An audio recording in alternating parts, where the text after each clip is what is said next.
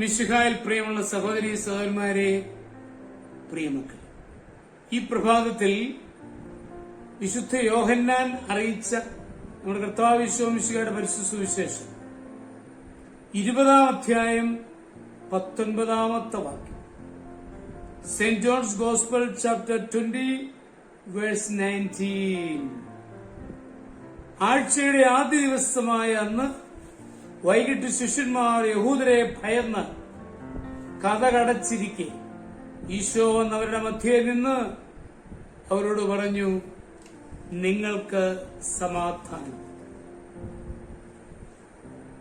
സ്വൈര്യമായും സമാധാനമായും ജീവിക്കാൻ സാധിക്കുന്നതാണ് ഭാഗ്യം. സാഹചര്യങ്ങൾ അനുകൂലമാണെങ്കിൽ അതിൻ്റെതായ സമാധാനം ലഭിക്കും. പക്ഷെ എന്നും സാഹചര്യങ്ങൾ അനുകൂലമായിരിക്കുകയില്ല. എന്നാൽ ഏത് വിപരീത സാഹചര്യത്തിലും സകല ബുദ്ധിയെയും കവിയുന്ന സമാധാനമാണ് ക്രൈസ്തവന് ലഭിക്കുന്നത്. ഈശോയുടെ ഉയർത്തെഴുന്നേൽപ്പ് ഭയചകിതരായ ശിഷ്യന്മാർക്ക് സമാധാനത്തെ പ്രദാനം ചെയ്തതായി നാം വായിക്കും. ചില ആശയങ്ങളുടെ അംഗീകാരമല്ല, ഈശോ എന്ന വ്യക്തിയിലുള്ള ആശ്രയവും വിശ്വാസവുമാണ് ക്രിസ്തീയ സമാധാനത്തിന്റെ അടിസ്ഥാനം. ക്രിസ്തുവിന്റെ സാന്നിധ്യം കൊണ്ട് എപ്രകാരമാണ് സമാധാനം ലഭിക്കുന്നത്? ഒരാളുടെ സാമീപ്യം കൊണ്ട് സമാധാനം ലഭിക്കുമോ?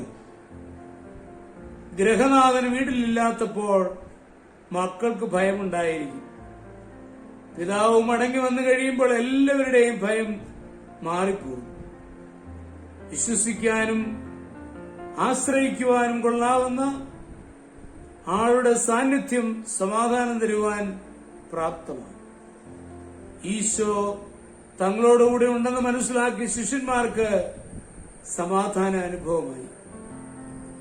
ഈശോയുടെ പഠിപ്പിക്കലല്ല, ഈശോയുടെ സാന്നിധ്യമാണ് സമാധാനത്തിനിടയായത്. മാർട്ടിൻ ലൂഥറിന്റെ ജീവിതകാലം മുഴുവൻ പ്രശ്നങ്ങളുണ്ടായി. നിരവധി ഏറ്റുമുട്ടലുകൾ വേണ്ടി വന്നു. മനക്ഷോഭം ഉണ്ടാകുമ്പോൾ സമാധാനം തേടാൻ അദ്ദേഹം അനുവർത്തിക്കുന്ന ഒരു പതിവുണ്ടായിരുന്നു. തന്റെ പഠനമേശയിൽ ആവർത്തിച്ച് ഇടിച്ചുകൊണ്ട് അവൻ ജീവിക്കുന്നു, അവൻ ജീവിക്കുന്നു എന്ന് അർത്ഥം വരുന്ന വിവിധ് എന്ന് തന്നോട് തന്നെ പറയുമായിരുന്നു. അങ്ങനെ പ്രശ്നങ്ങൾ അതിജീവിക്കുന്ന സമാധാനം വീണ്ടെടുക്കുവാൻ അദ്ദേഹത്തിന് സാധിച്ചു. ഉയർത്തെഴുന്നേറ്റ് നമ്മോടുകൂടെ ജീവിക്കുന്ന ഈശോയുടെ സാന്നിധ്യം വിശ്വസിച്ചാൽ നമുക്ക് സമാധാനം ലഭിക്കും. എവിടെ ഈശോയുണ്ടോ അവിടെ സമാധാനം.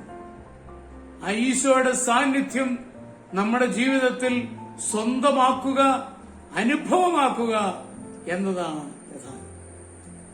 നമ്മുടെ കർത്താവ് യേശു മിശിഹായുടെ കൃപയും പിതാവായ ദൈവത്തിന്റെ സ്നേഹവും പരിശുദ്ധാത്മാവിന്റെ സഹവാസവും പരിശുദ്ധ അമ്മയുടെ മധ്യസ്ഥവും എല്ലാവരോടും കൂടി ധാരാളമായിട്ടുണ്ടായിരിക്കും, എപ്പോഴും എപ്പോഴും എന്നേക്കും. ആമേൻ.